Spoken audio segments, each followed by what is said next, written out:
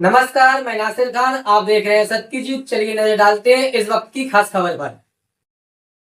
झांसी में ब्रेल दिवस पर सजी संवेदना की सांस्कृतिक संध्या। जहां स्पर्श बना शब्द, दीनदयाल सभागार में भावनाओं के साथ मना लुई ब्रेल दिवस।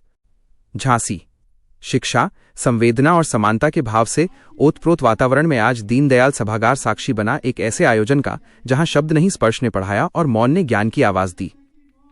बुंदेलखंड दृष्टिहीन एवं दिव्यांग कल्याण संस्थान रजी शून्य के तत्वावधान में लुई ब्रेल दिवस गरिमा, श्रद्धा और सांस्कृतिक चेतना के साथ मनाया गया। कार्यक्रम के मुख्य अतिथि प्रसिद्ध समाजसेवी डॉक्टर संदीप सरावगी तथा विशिष्ट अतिथि डॉक्टर जिज्ञासा तिवारी रहीं। समारोह का शुभारंभ लुई ब्रेल की प्रतिमा पर माल्यार्पण एवं दीप प्रज्वलन के साथ हुआ। दीप शिखा की लौ जैसे अज्ञान के अंधकार को चीरती हुई दृष्टिहीनों के जीवन में ज्ञान का प्रकाश फैलाने का संदेश दे रही थी।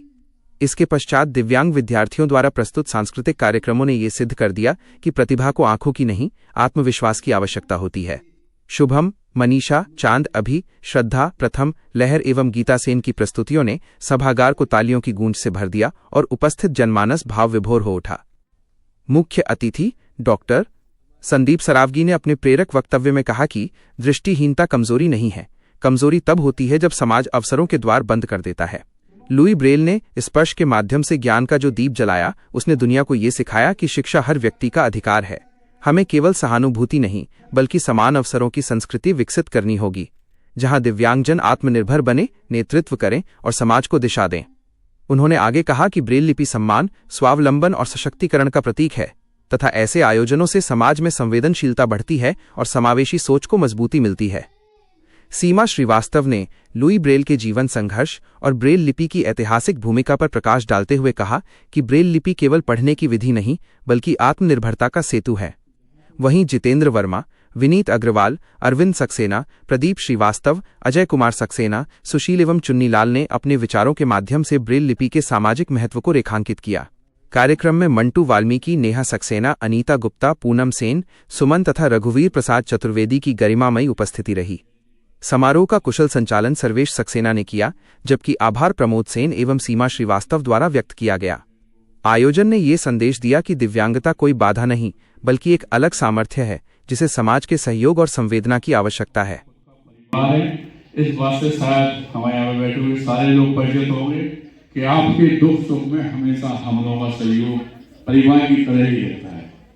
जिस तरह से हम अपने परिवार में अपने भाई बहन के लिए या पिता के लिए या माँ के लिए जिंदगी में करने की कोशिश करते हैं, इसी तरह ये तो प्रण हमने ले ही रखा है कि संघर्ष सेवा समिति में जब तक हम जिंदा हैं तब तक सिर्फ सेवा का काम करेंगे और आप लोगों के बीच में परिवार का सदस्य बनेंगे, हमेशा आपके काम में।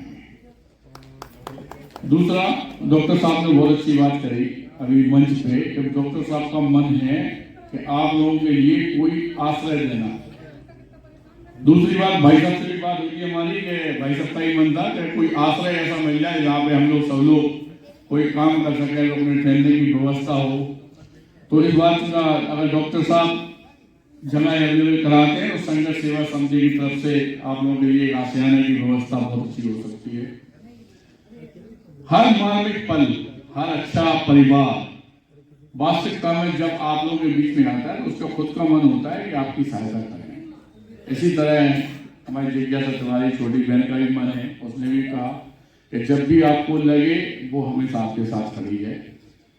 बहुत अच्छी, मतलब ये समझ लो आप कि जो परिवार का हमारे गुरुजी का परिवार है, हमारे बहुला भाई साहब बड़े भैया भी रहे, गुरुदेव भी रहे और उस परिवार में पली बड़ी हमारी बेटी, हमारी बहन, जिसके मन में ये भावना है, इसके लिए हम वंदना उसका भी करते हैं।